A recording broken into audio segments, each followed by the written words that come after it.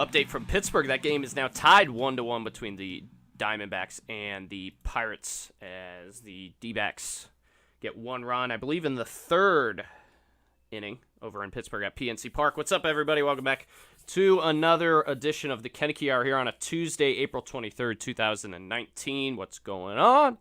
I've had the most eventful day. Got a lot to talk about as a guy's staring at me. What's up, dude?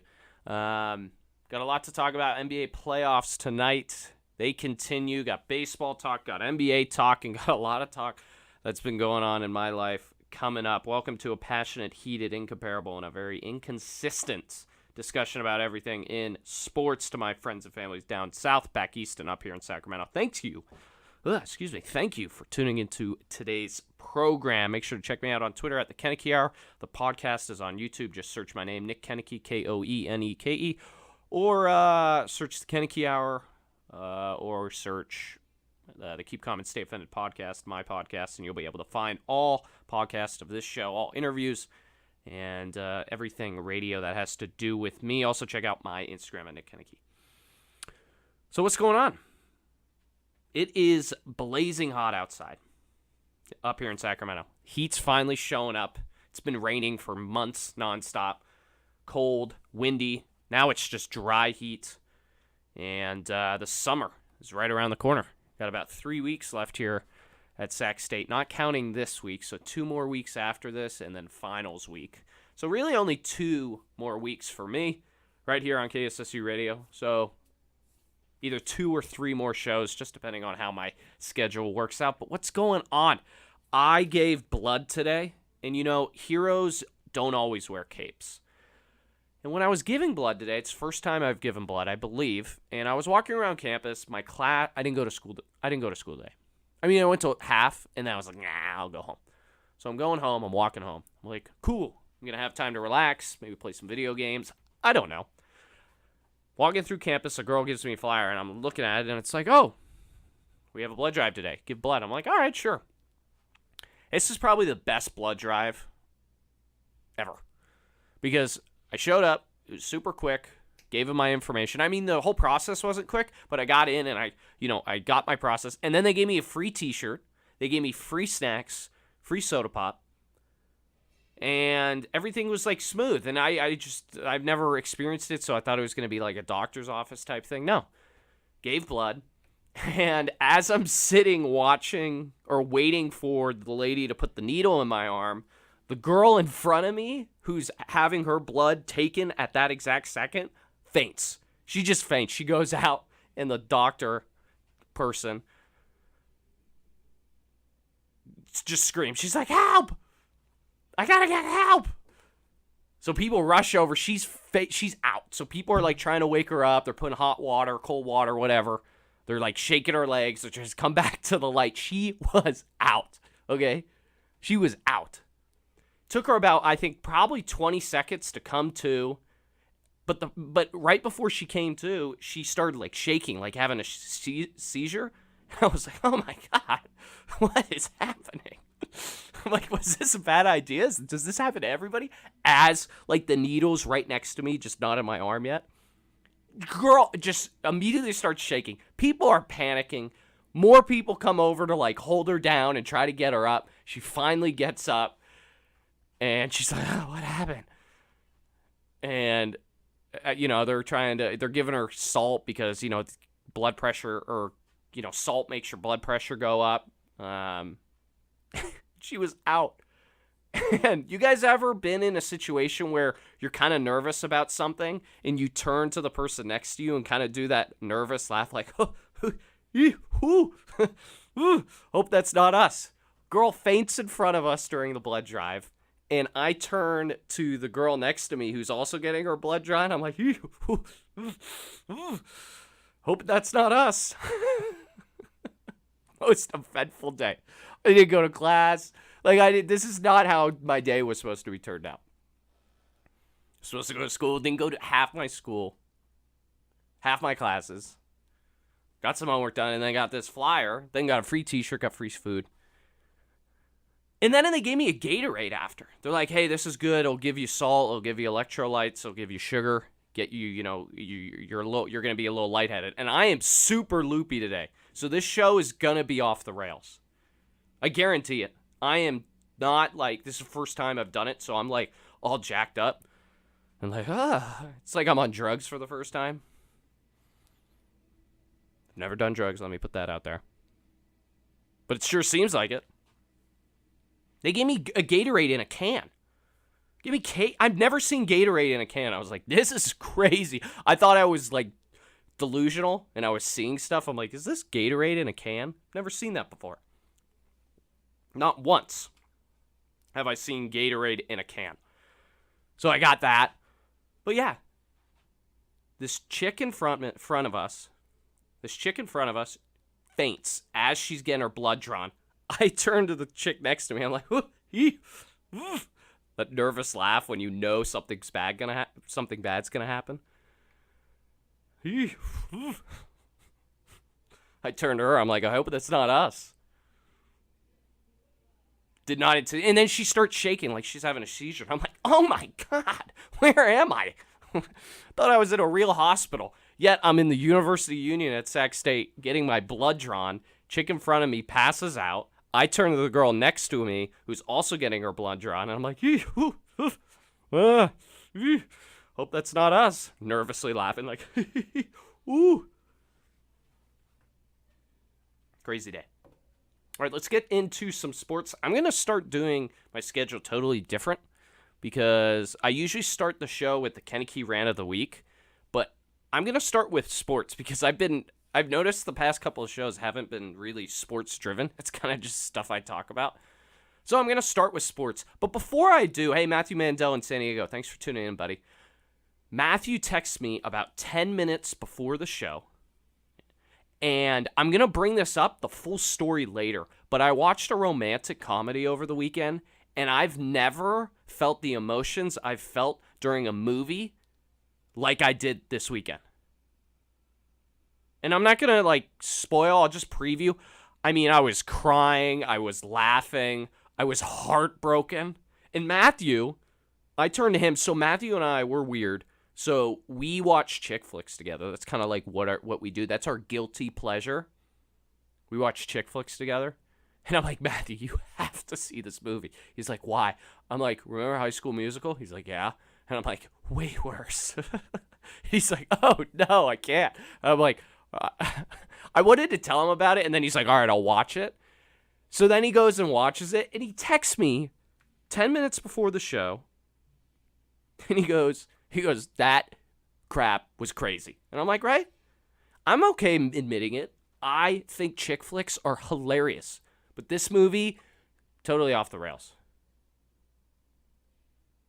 And I'll tell you about it coming up. All right, let's get into the NFL draft and the NFL schedule. So I didn't talk about it last week, but the NFL schedule came out, I believe, 2 weeks ago. And everybody's talking about, you're predicting wins for your team. You're looking at wins. You're looking at, did you get screwed? Do you have a favorable schedule? Are you playing poor opponents? Are you playing good opponents? Do you have a chance to win, 10 games this season or more? Do you have a chance to win the division based on who you play this year? And a lot of people have come out and, like the Raiders, for example, they got screwed. The Buccaneers got screwed. A lot of teams got screwed over with this NFL schedule. And I don't really ever kind of make a big deal out of the schedule. It's really fun once it comes out and you're talking, like if I talk with my roommate and we both looked at everybody's schedule, like, all right, that's a win, that's a toss-up, that's a definite loss. And you can kind of calculate what you think your team's going to do. It's something fun. But I noticed a lot of people were getting upset. It's like, season's not for a couple months. The draft hasn't even happened. Why are you so upset already? You immediately gave up on your season because you play top teams in the AFC or the best division in the NFC. That's how it rolls. And then what's funny is all the predictors, people, go on Twitter acting like they're experts, going like, the New England Patriots are going to be 15-1. Or the New Orleans Saints are going to make it to the Super Bowl and win by going 13-3. Or, And then predicting like where like some teams have to go to England and play there. Then you got teams like the Raiders and like the Chargers, for example, who everybody's like, they got 16 away games because they don't have any fans or they play in a soccer stadium. Dude, shut up. Who cares? Why you got to make a big deal out of it now? Wait till the draft. Wait till training camp. See what you got. And then go from there. I think it's fun. I think it's cool. But other than that, it's like, I think it's kind of dumb. So moving on to the NFL draft. That's this Thursday, Nashville, Tennessee, 5 p.m. ESPN.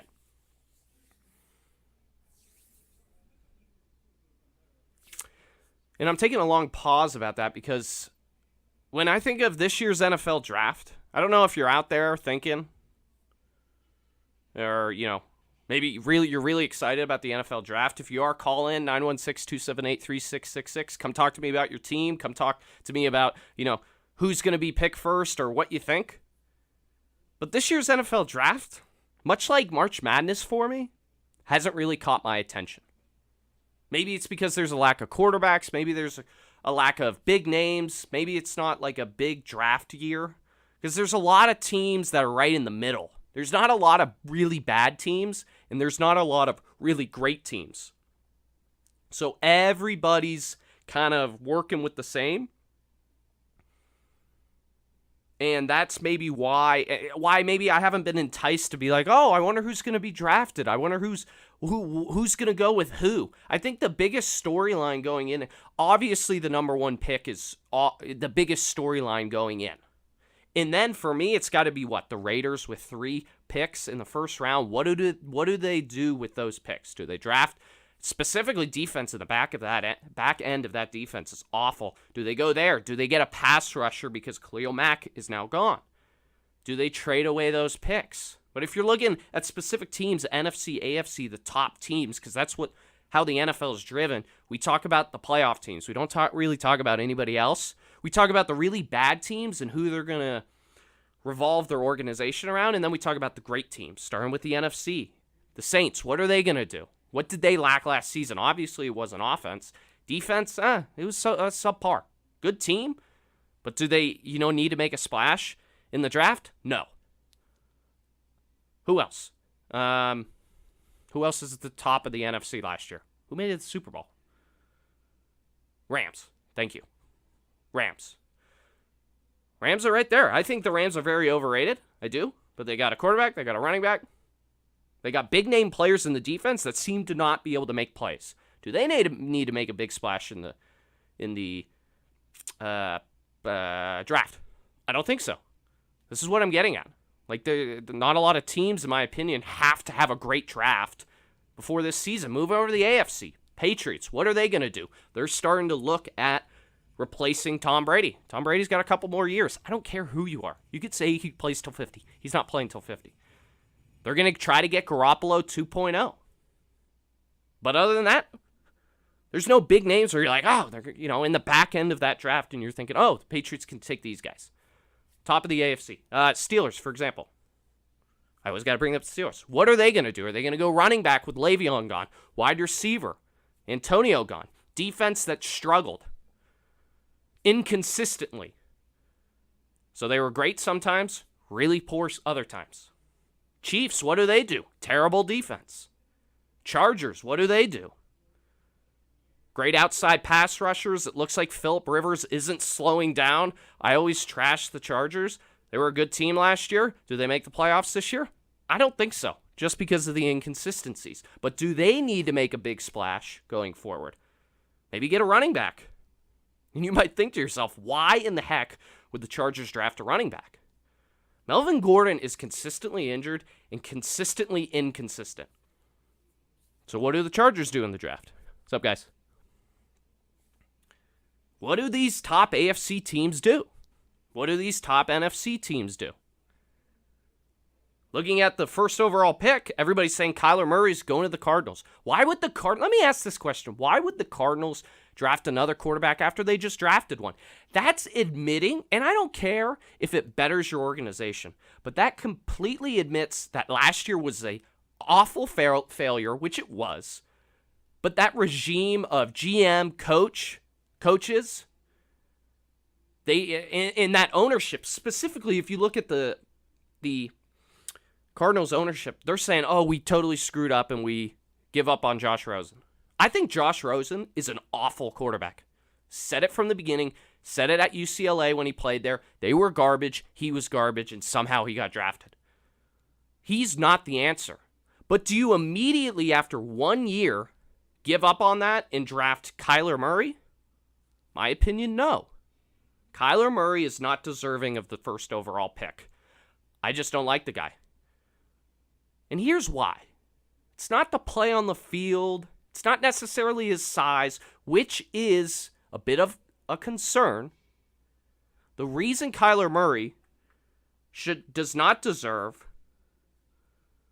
the first overall pick is because, did anybody see when, the process of, like pro days at schools, and all these players were coming out and doing interviews on shows? I remember he was on the Dan Patrick Show.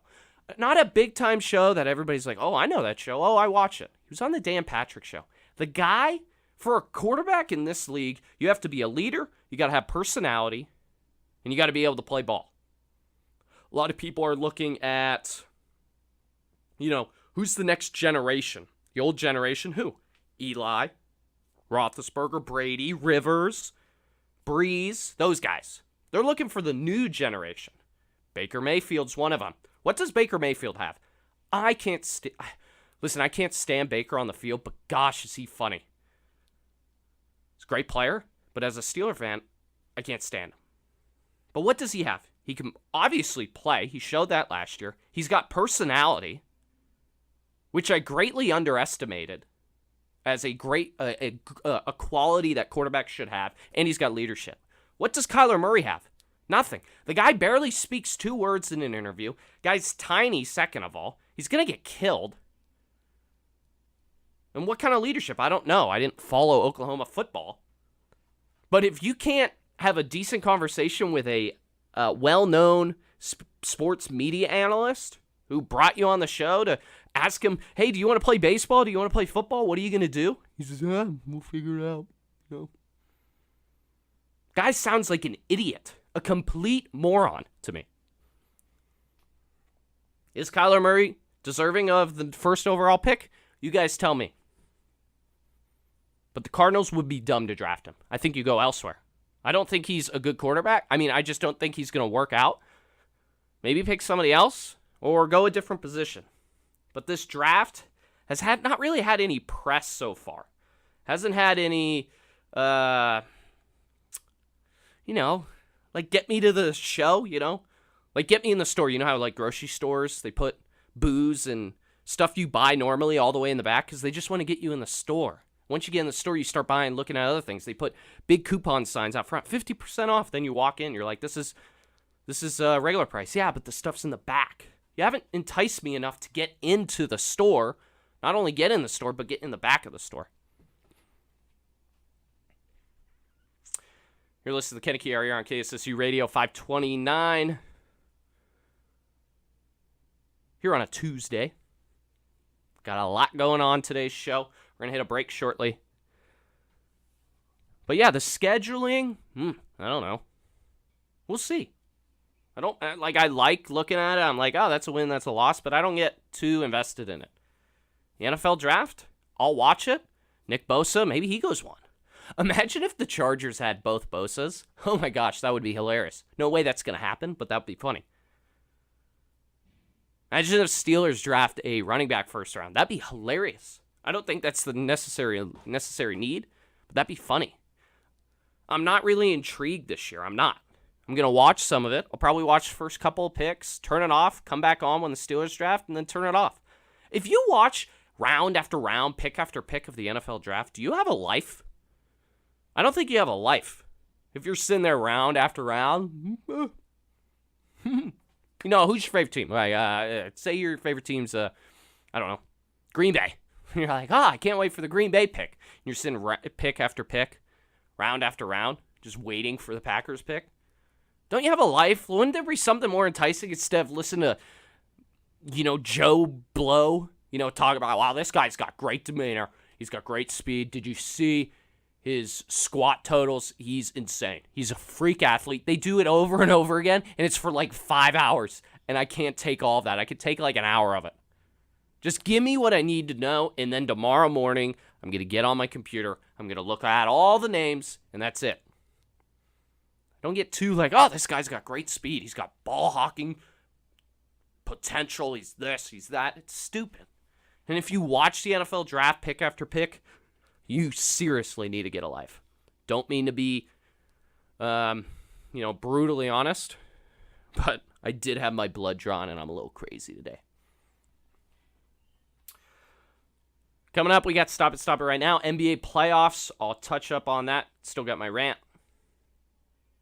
And romantic comedies. All coming up right here on KSSU.com. You're listening to the Ken. Welcome back to the Koeneke Hour. Nick Koeneke, right here on KSSU Radio. Twitter at the Koeneke Hour. Instagram at Nick Koeneke. And the podcast on YouTube. Just search the Koeneke Hour. Search Nick Koeneke. Search Keep Calm and Stay Offended. I'm not too excited about the NFL draft. Sorry. Baseball season, NBA playoffs, which I have a great take coming up. Russell Westbrook is overrated.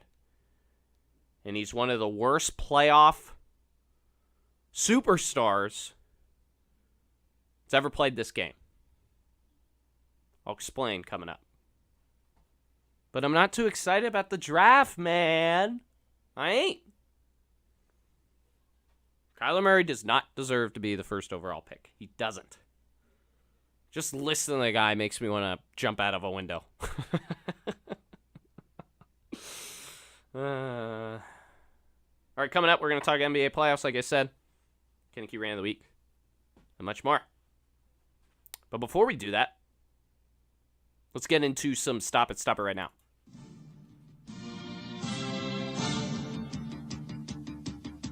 Welcome to Stop It right now. No.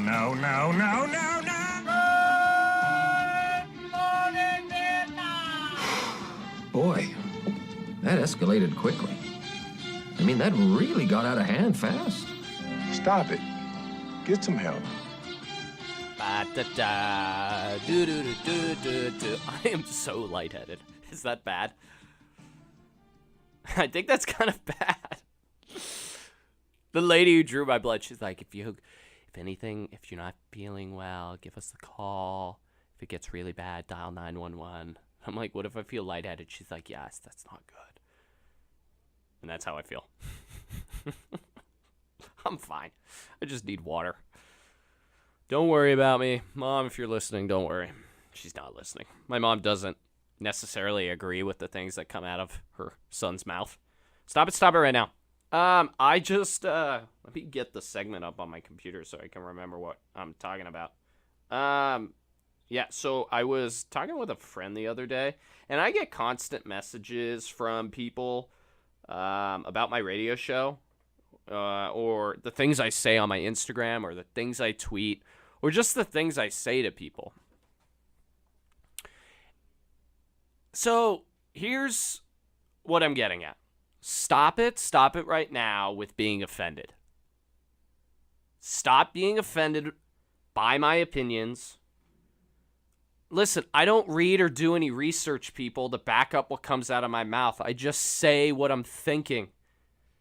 If you don't like it, don't listen. I don't read.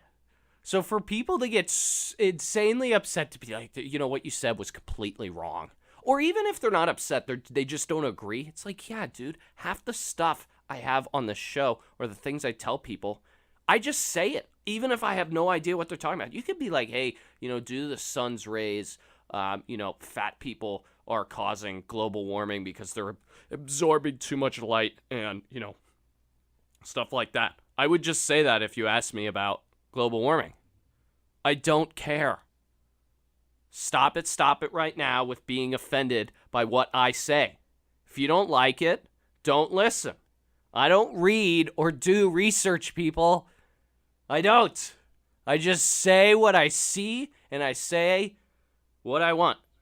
And I don't think, okay? I don't. You should know that by now. You should know that by this program. I don't do any reading. I don't like to read. I don't like to do research. I mean, I do research for sports takes normally and, what I want to talk about. But I just don't understand why people get so offended by my opinions. 2 instances. Last week, somebody came up to me and they're like, hey, I heard what you said about whatever the sports take was. I can't remember. He's like, you're completely wrong. I'm like, cool. Appreciate that. Thanks for listening to the show. First of all, I really appreciate that. Or thanks for watching my video or going back to the podcast. Thanks.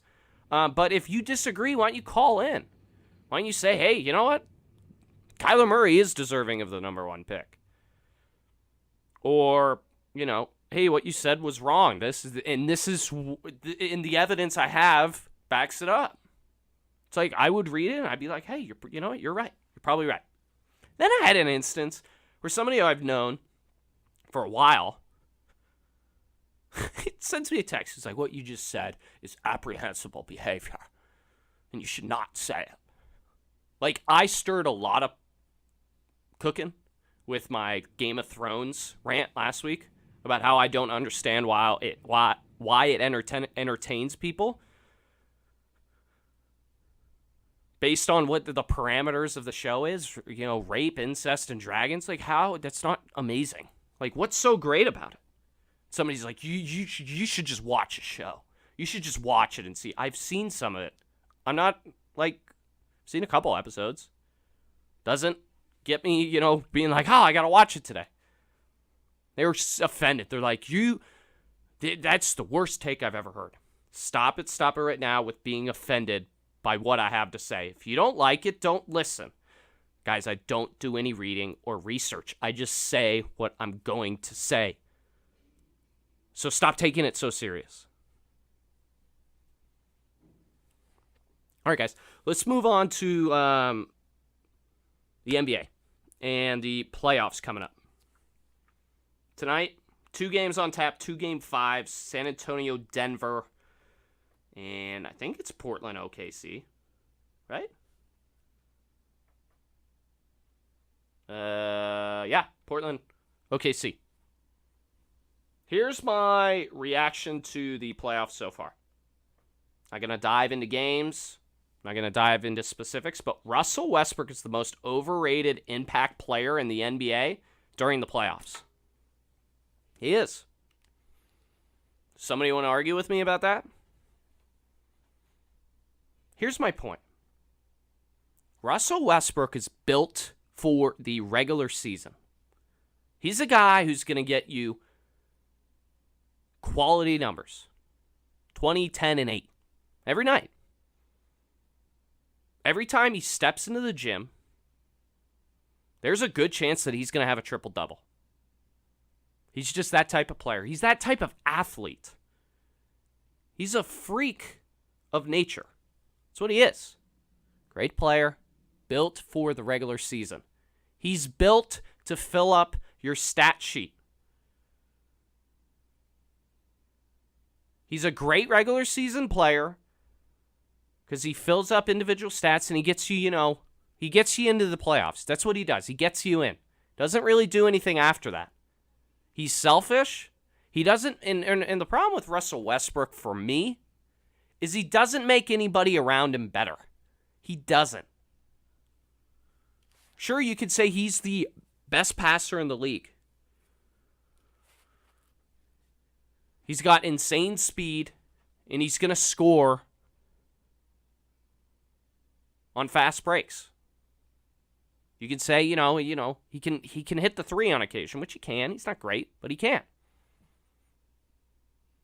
But during the postseason, during the most impactful stats and impactful moments you have to have in your career, he lacks that. The guy totally shuts down in the fourth quarter. It's not that, and I don't think he tires, but I think it just gets to him. He does so great in the regular season. He's putting up all these points, and then teams figure him out. And then he just goes cold. You know what Russell Westbrook's problem is? He does too much talking.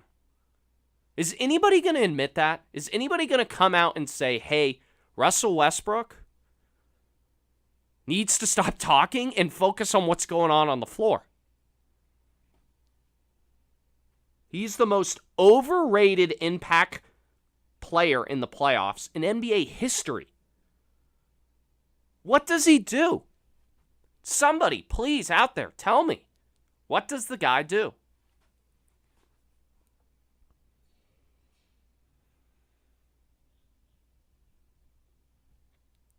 The silence?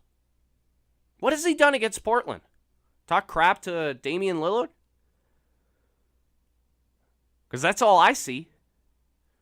I see him playing well in the second half, and then the first half, and then the second half he disappears. Maybe it is because he gets tired. Maybe you can argue, oh, he needs another star. Dude, he's got Paul George. Most teams don't even have those type of players. Sure, he's an all-star every year. Sure, he's going to put up numbers every year. But man, does he disappear in the playoffs. And he's not going to win a championship unless he builds a super team like all those weirdos.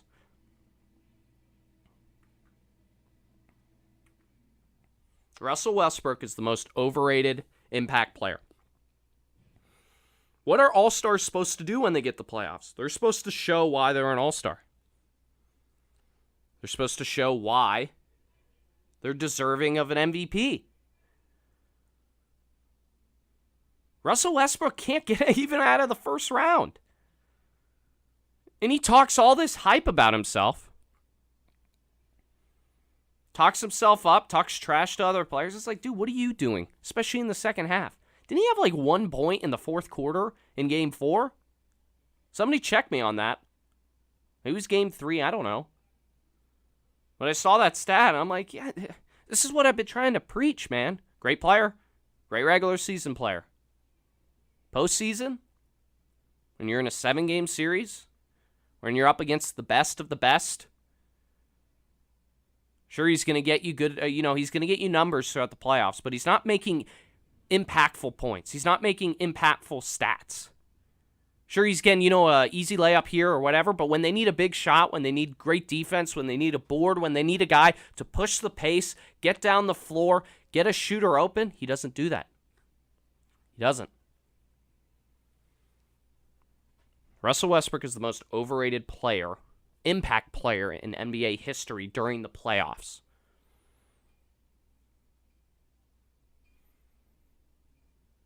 It's what I see. That's my biggest takeaway from the first round of the playoffs. It's not, a sweep. It's not, I don't know, great games. It's like, where's Russell Westbrook? Where is he? Can somebody find him for me? I'm looking out in the Union. He ain't here.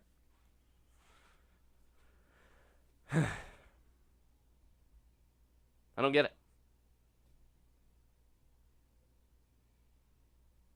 LeBron has impactful moments in the playoffs, and I'm not a big LeBron fan. I'm not even a fan. James Harden's another person who doesn't, kind of fades away in big-time moments. Sure, he's going to win MVPs during the regular season. You ain't going to win a championship.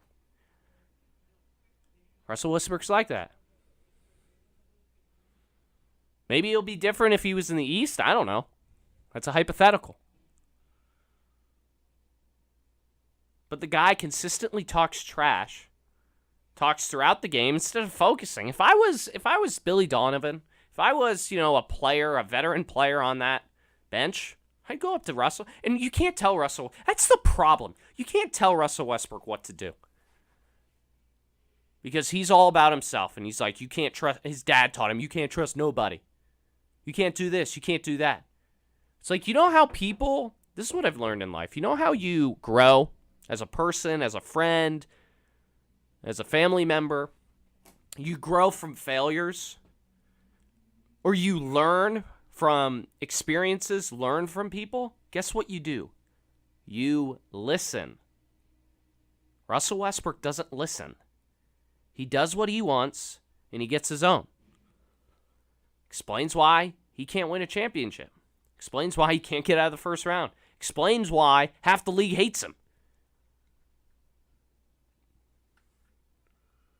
Just because you're a good player doesn't excuse you from the lack of production in the playoffs.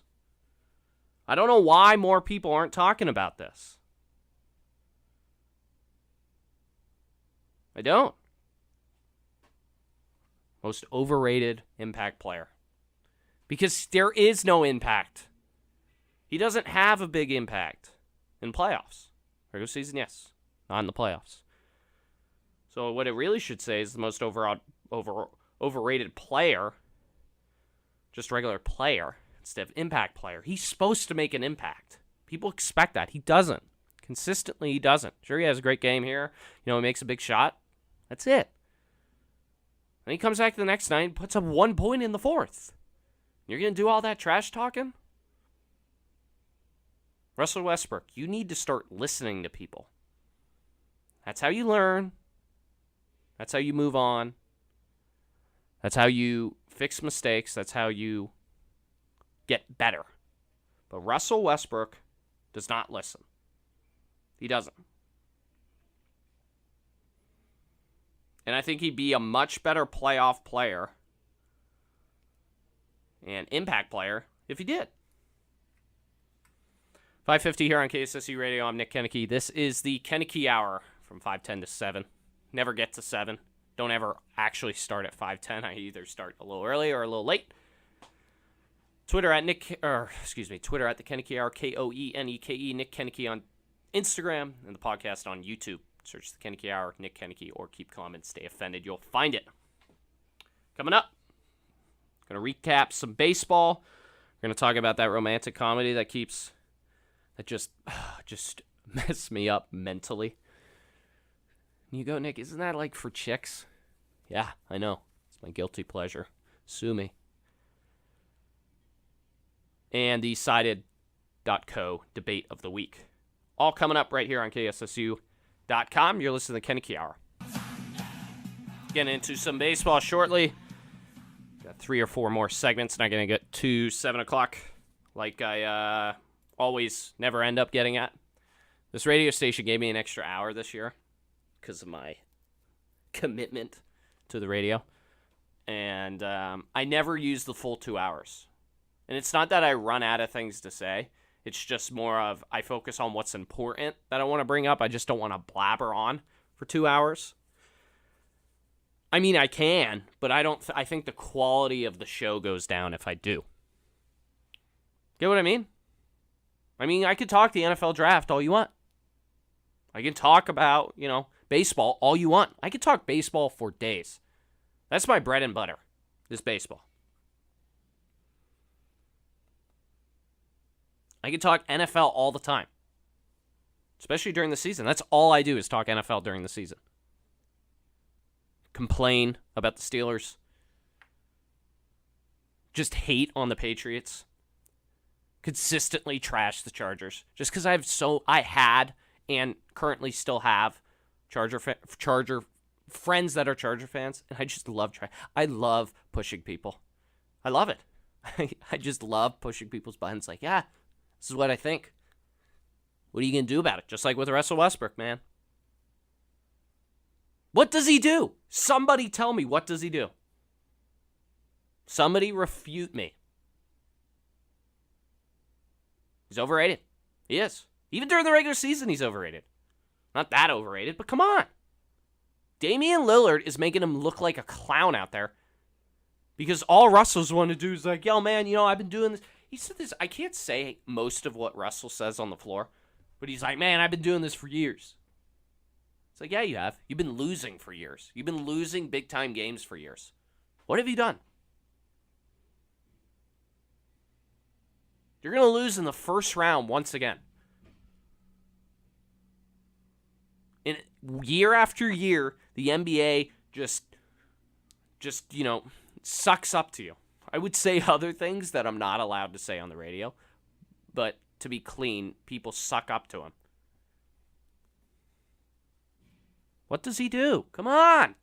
All right, Koeneke's best. So this weekend, okay, it's April, right? April 23rd, Tuesday, April 23rd, 2019. What was this weekend? Think about it. 420, right? I don't smoke pot. Never have. Probably never will. Don't do drugs. Just not into that thing. I I like to drink. I'll admit that. Like smoking out of my tobacco pipe on occasion. 420 was over the weekend. Now, a friend of mine, who his name shall be not named, he was like, hey, I'm going to, I'm like, it's 420. What are you going to do? He's like, oh, I'm going to a dispensary. I'm like, you care if I go? He's like, yeah, why? He's like, you're not going to smoke. I'm like, yeah, I just want to experience it. So I went to the first time I've ever been to a dispensary. And I got a bit. And this sounds really bad. Okay, but people at a dispensary are just people like you and me.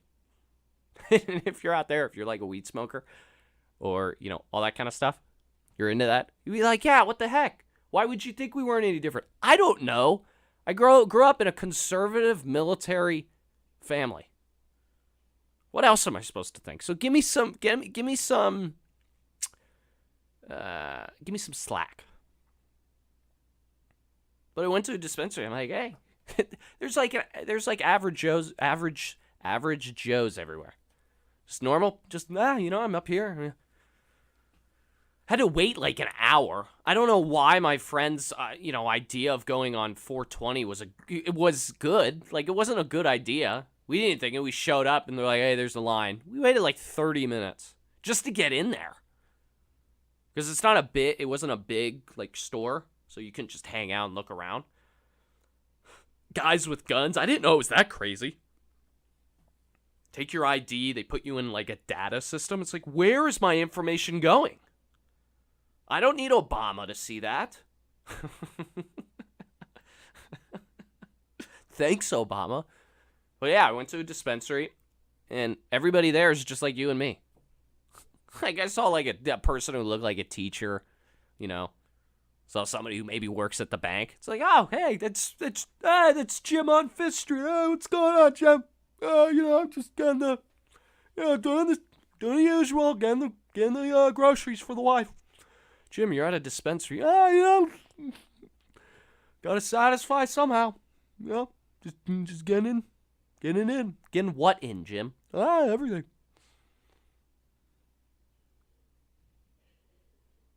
And you may judge me for, like, thinking that, but yeah, I thought it was gonna be, like, super shady. Like, your guys who, like, are homeless. I didn't mean it that way. But people, like, down there, like, sketchy people. Like, people from Philly, right? People from, like, Boston. Or, like, Brooklyn, right? Before it got all gentrified. You'd be walking down the street, like, a little worried, like, looking around. People would be like, hi. And you'd be like, ah! Just saying hi. Just wanted a hello. Sorry, buddy. I'm just a little on edge today. That's what I thought it was going to be, those guys. And then the guy behind the counter was the stereotypical weed guy. Stereotypical. We walk up. He's like, hey, man, how you doing? What can we do for you? Friend's, like, talking to him. He's like, I want this. I want that. Hey, do you got this in a different, like, size quantity? Because I don't want a lot. I just want a little. He's like, yeah, man, we can do whatever you want. We got everything. But everything's selling fast, so we really don't have everything. He's like, well, do you have this? He's like, nah, we don't have that. He's like, you just said we have everything. He's like, have a nice day. He gives him like $40 or whatever. He's like, oh, you only gave me a 20. It's like, pull the bill over, buddy. He's like, oh, how do you have a job? How do you have this job? He's like, I just know weed, man. That's what I do. It's my passion, bro. Thought it was the funniest. Like, I'm so glad I did it. We woke up super early. Well, that's early for a weekend. Woke up at like 8. That's a little early for a weekend, right? Nobody's judging me. And he's like, I'm in the shower because I drank the night before. And I was like, oh, God. Why did I drink so much? He's like, we got to go. I'm like, oh, all right.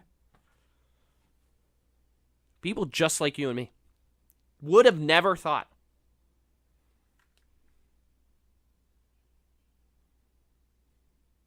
Would have never thought. Marcus, who's in class, thanks for tuning in. I won't give your last name because I don't want somebody to, like, tell on you. Because obviously every teacher on this planet is listening. But thanks for tuning in. Russell Westbrook is the most overrated impact player in playoffs in NBA history. He can't call in and refute my argument because he's in class. But I appreciate you sneaking in some listening time, sneaking in some Koeneke Hour during probably the most boring class. It's both of ours last semester, so I'm sure Marcus is on the tail. He's just, I gotta get out of here. He's like, I'm done. Just like me. Showed up to class. That's why I didn't go to half my classes today. I'm just done. I showed up to my first one and I'm like, I wanna leave. I said other things that I'm not allowed to repeat. But I'm sure Marcus is in. He's just 3 more weeks. I'm almost there. 3 more weeks, and then I get to walk, and then I'm done. Because that's how I am right now. I am done. So over it. Finishing up my final required communication classes in the survey class where I'm just surveying about a billion people, writing papers, putting in data. I'm like, what am I doing? I got 3 more weeks and then I'm done. Sure, there's a lot of things I'm going to miss. I'm going to miss the radio, of course. I'm going to miss calling games for softball, basketball, football. I'm going to miss the friends I've met. But man, I'm not going to miss the classes. Let me text him. Let me ask.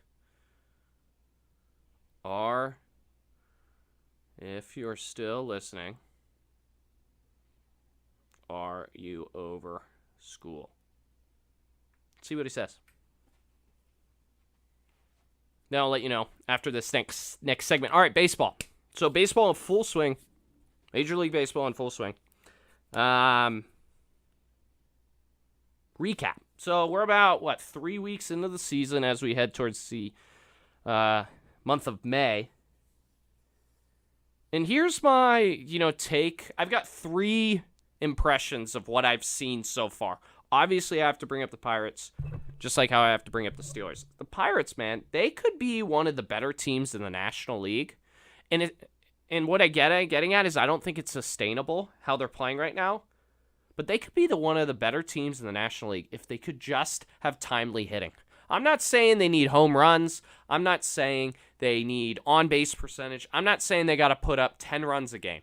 What I am saying is if they can get timely hitting with how great that starting staff is, they could be one of the best teams in the National League. Not just the division, but the league. Man, that bullpen has been up and down.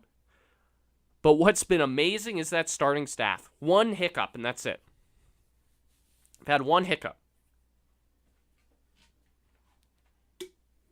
Game against the Cubs. But if they... Mouth's kind of dry. If they could just have timely hitting, score 4 or 5 runs a night, they're going to be above 500. But the problem is they don't. They don't have timely hitting. They just don't. Yankees are hurt. Moving over to the American League, the Yankees could fill a whole nother team with how many people they've got hurt.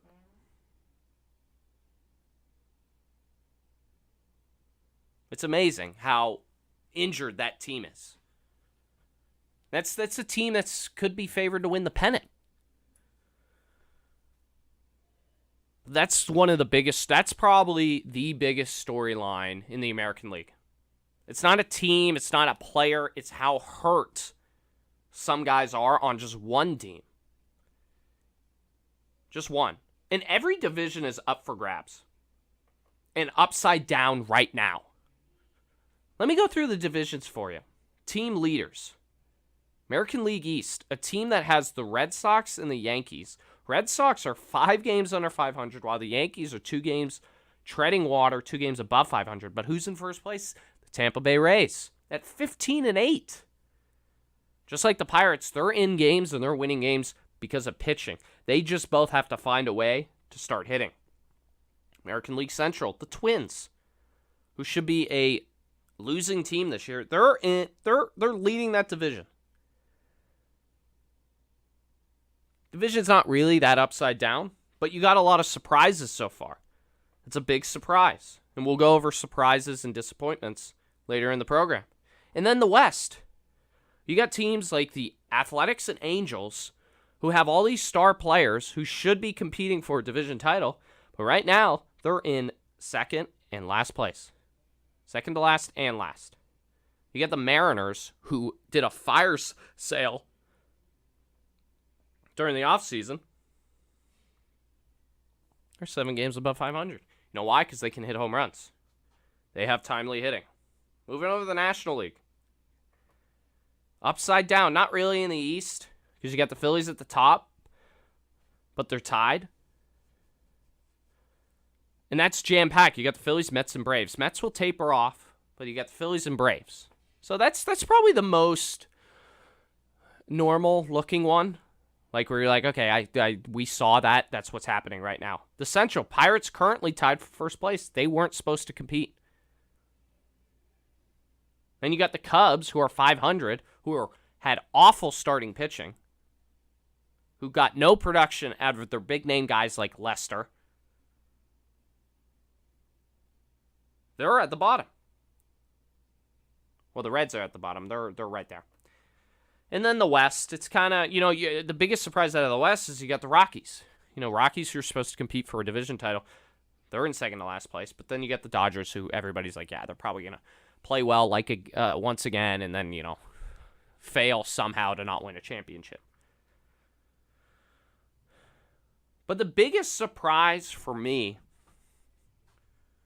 that has nothing to do with the Pirates, because I already discussed that, nothing to do with the Yankees and how injured they are, and nothing to do with necessarily the upside-down divisions,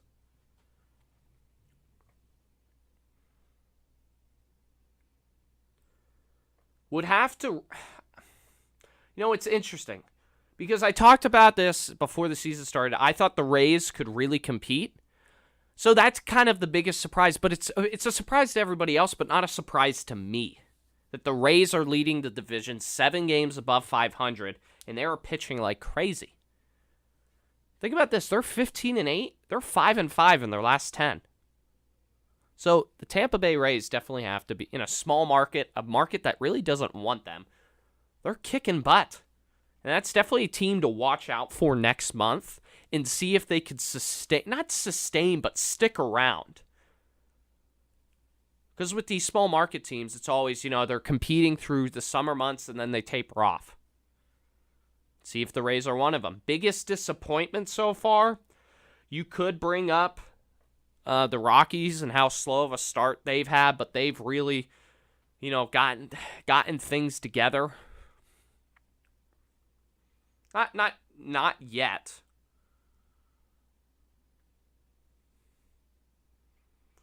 But they've definitely been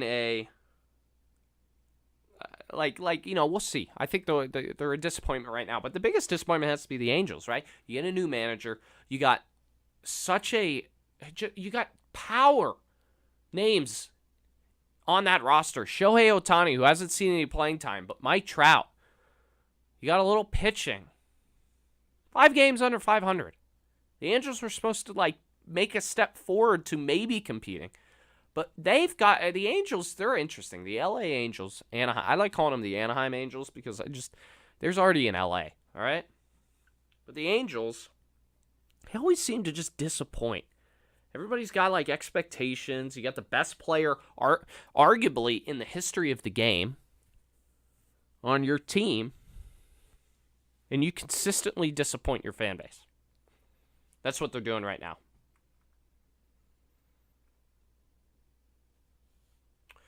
So those are my biggest disappointments, biggest surprises. Let's see if he said anything back. Nah, I think he's still in. I think he had to maybe turn it off. All right. Couple more segments left on the ledger today. Got the Koeneke Rant of the Week. Got the Sided.co. Sided.co Debate of the Week. And we'll get to that after. Well, we'll get to the Sided Debate of the Week. And then we'll get to the segment I wanted to get to all today was the romantic comedy I watched that totally impacted me emotionally. But let's get into the Koeneke Rant of the Week. You usually start this at the beginning of the show, but I thought, why don't we just start with sports? You come on here for sports. A lot of people come on here just for, my comedy or lack thereof, however you want to describe what comes out of my mouth. But I decided to push this back. So the last couple of weeks, just like how 420, I think this organization does a great job planning this because it's right at the start of when things are starting to get hot. It's not too hot, but there's 420. People are coming back like spring break-ish, just a crazy time. And that's Coachella. Never been to Coachella. Probably will never go unless I get free tickets. Not only is it expensive, but it's not my type of music and it's not necessarily my crowd. And it's not my vibe. A lot of weird things happen at Coachella. It's just not for me. It's not that it's weird. It's just things that I don't participate in. You know exactly what I'm talking about. But I'm more into, like if I got tickets to, what's the other one? Stagecoach? Totally go. But it's just so expensive, too. So there's that aspect of it. But if you've been to Coachella, you probably know what I'm talking about, and that's the Koeneke Rant of the Week, is specifically Coachella and the people that go to Coachella. Does anyone notice how ridiculous people look at Coachella? You either look like a 70s Willie Nelson or Pocahontas. I'm surprised Senator Elizabeth Warren doesn't attend these festivals since she's 1% Native American, because she would totally fit right in. People look ridiculous at these festivals. And I don't know the vibe. Like, are you supposed to look like that? I'm sure you are because people dress like it, but people look crazy. They look like Native Americans. I mean, I'm not saying Native Americans look crazy, but that's like history and we're used to that. But people dress like that when they go to Coachella. Not only are the people crazy there, but they dress crazy. Is that normal? Like, am I the only one who notices, like, on Instagram and Facebook and whatever, at Twitter, people go crazy with that stuff. And they look insane. People look insane at Coachella. In a weird way. And not in an attractive or cool way, in my opinion. Coachella's crazy. So many headliners go, like, big names of dubstep or whatever you call it, and EDM. It's like, that's all you do all weekend? But am I the only one? Listen, I can't be the only one who notices how ridiculous people look at Coachella. Guys look like 70s Willie Nelson, and women look like Pocahontas. And I'm really surprised that Senator Elizabeth Warren doesn't attend these festivals since she's 1% Native American, and she would fit right in. What's the motivation? Just like with Game of Thrones, what's the motivation to go to Coachella? I get it. You're doing crazy stuff, man. Freaking hippies. What's so great about Coachella? I mean, listen, if I got free tickets and I got, like, everything taken care of, not like, like if I got free tickets, somebody else was planning, like, where we're going to stay and how we're going to do things, yeah, I'd probably go. I'd definitely go. If I had nothing else going on and I didn't have to do any of the heavy lifting, I would go. Seems like a swell time. It's not my crowd. It's not my, just to, experience it, sure. Probably meet some cool people, whatever. But boy, do people look ridiculous. People look ridiculous at Coachella.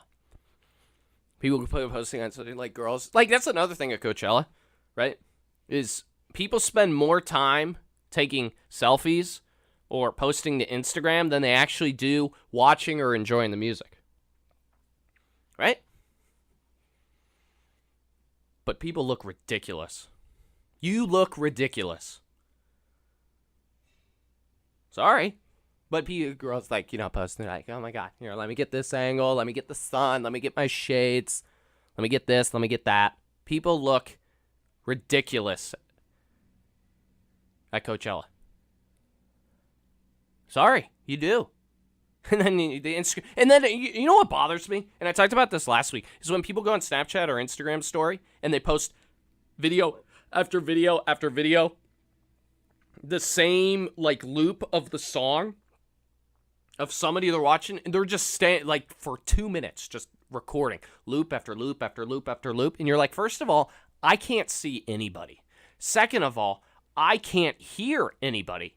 Third of all, it's the same thing over and over again. And I guarantee you, if you're somebody who does that, nobody's watching your stuff.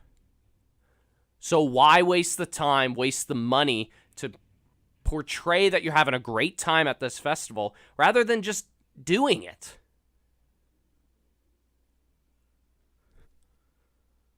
Coachella. Crazy. Got to hit a break. We'll be right back. This is the Koeneke Hour on KSSU Radio. All right, guys.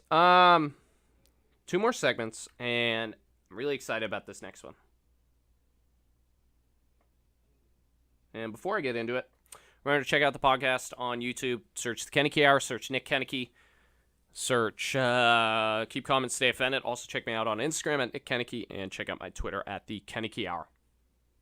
So over the weekend, I did something. I had, a night free. So on Saturday, I didn't really do anything because, I did. I didn't go crazy. Had a couple pops with my sister's fiance. Had a good time, and then went home. And Sunday for Catholics and Christians, it's Easter. So I had to be up early for Mass. So I'm like, I'm not going to go crazy. I'm not going to stay up super late. Well, I did, but I'm not going to be like doing anything. I was laying in bed just watching Netflix. Because I was like, it's Easter tomorrow. I should be presentable when I get to Mass. And I decided to put on a movie because when Netflix puts out new stuff, they have like little previews of it. So I was like, this is funny. This is cool. Let me see what this is. The movie's called Someone Great. Now, if you're familiar or not familiar, it's the new Netflix movie, and it's a romantic comedy. Okay, and you're probably thinking to yourself, Nick, why are you watching a romantic comedy? That's my guilty pleasure. I think chick movies are hilarious. I really do. I think it's funny. Like those corny type movies, I think it's great. Sometimes they're awful, but most of the times they're great. That's what the movie's called, Someone Great. Now, it's a romantic comedy, and it got me totally screwed up emotionally. Totally screwed up. Because I'm watching this movie. I'm invested in this movie.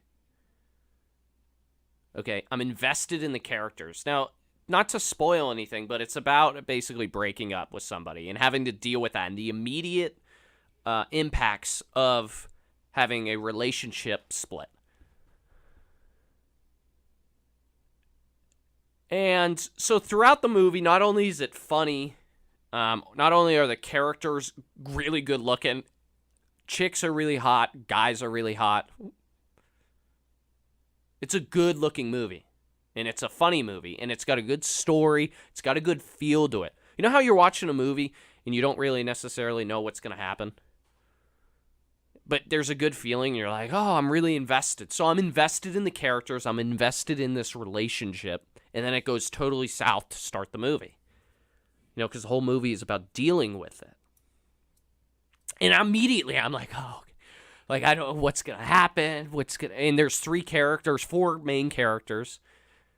And you're like, are they going to get back together? Are they going to do that? What are they going to do? Are they going to yell at one another? Is it going to, go to the future and then come back?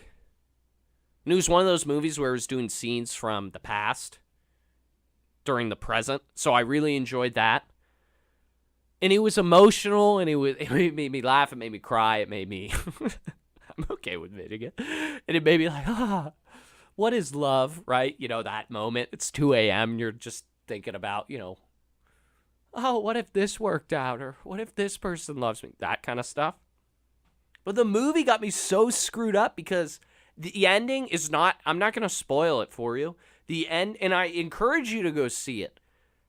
I think some of you be like, this movie's stupid. Then others are going to be like, I know exactly how you feel, Nick. I'm not going to spoil the ending. But it ends in a way where you never predicted. Never. I never saw it coming. And I didn't, when you watch a movie, you think to yourself, you never want this to end. I never want this movie to end. I never want this feeling to end. That's how I felt about this movie. Like those feel-good movies, but it didn't end like you thought it would end.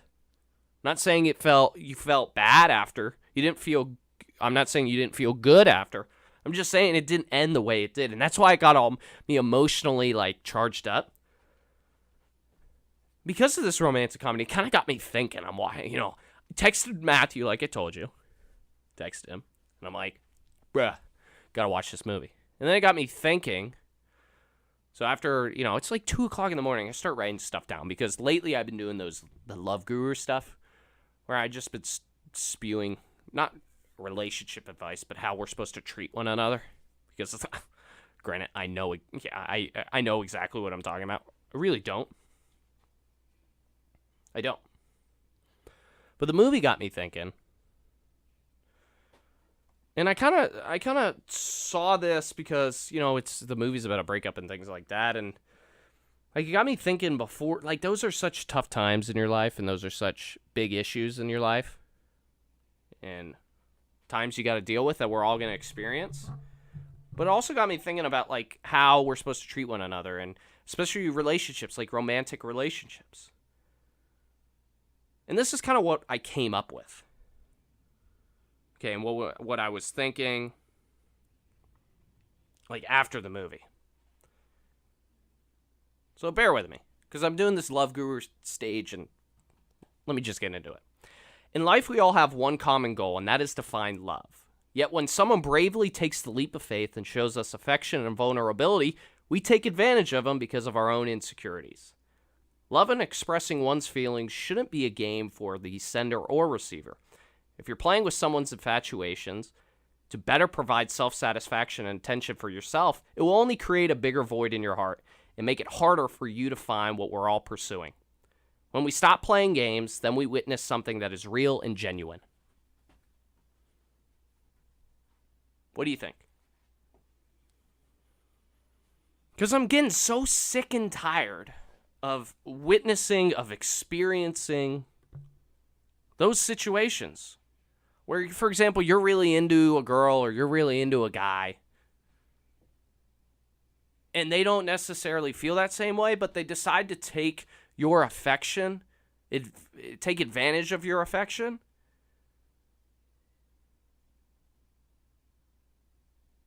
And your vulnerability to make them feel good about themselves, even if they do not feel the same way. It's like using somebody. It's like playing games. It's those people who seek attention and say, like, oh, this guy or girl really likes me, but I don't really feel the same way. But I'm going to lead them on, and I'm going to lead them in a way where it better suits my insecurities.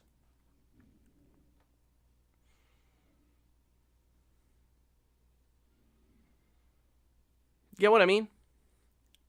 In life, we all have one common goal, and that is, In life, we all have one common goal, and that is to find love. Yet when someone bravely takes the leap of faith and shows us affection and vulnerability, we take advantage of it because of our own insecurities. Love and expressing one's feelings shouldn't be a game for the sender or receiver. If you're playing with someone's infatuations to better provide self-satisfaction and attention for oneself, it will only create a bigger void in your heart, makes it harder to find what we're all pursuing. Because I've had a tough year emotionally. I'll admit that. Losing two of my best friends. And it's starting to get me to think. I talk about how I don't think, I don't read. I do a lot of thinking, and I'm trying to do more of that. And I think we should all do that when it comes to romantic relationships or people we're trying to pursue or create some sort of relationship. It's people got to stop playing games. Stop messing with people's feelings. Don't lead them on.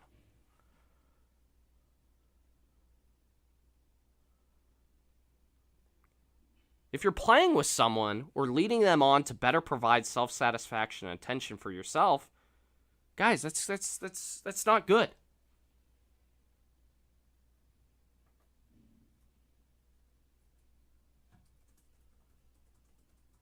It's not.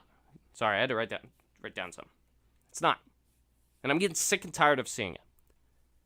In life, we all have one common goal, and that is to find love. Yet when someone bravely takes the leap of faith and shows us affection and vulnerability, we take advantage of them because of our own insecurities. Love and expressing one's feelings shouldn't be a game for the sender or receiver.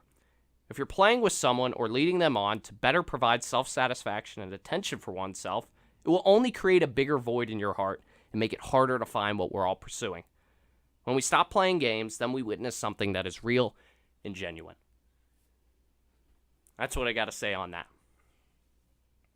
All right, last segment, the Koeneke Hour sided debate of the week. Last week I talked about how I've been growing a mustache.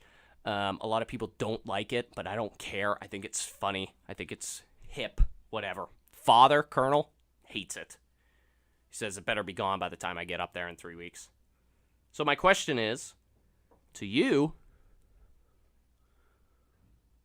is this. The sided.co, go to sided.co to better or get more information. Does a soul patch, so I've been growing this soul patch too, does a soul patch make the mustache look better or worse? Make the overall look worse or better? It's probably going to be worse. I know what people are going to say, but I'm just curious to see what specifically everybody has to say. Excuse me, mouth's really dry. All right, guys, that'll do it for today's The Koeneke Hour. I'll be back next Tuesday from 5:10 to 7 right here on KSSU Radio. Remember, the NFL Draft. If you watch all of the NFL Draft, you need to get a life. Russell Westbrook is the most overrated, impactful player in the playoffs in NBA history. Romantic comedies get me in my feeling. And does my soul patch make the mustache that I grew better or worse? Better look or worse look? Make sure to follow my Instagram at Nick Koeneke, follow my Twitter at The Koeneke Hour, and check out the podcast on YouTube. Just search The Koeneke Hour, search Nick Koeneke, or search Keep Calm and Stay Offended. Once again, I'm Nick Koeneke. I'll be back next Tuesday, 5:10 to 7. Remember to be the reason why someone smiles today.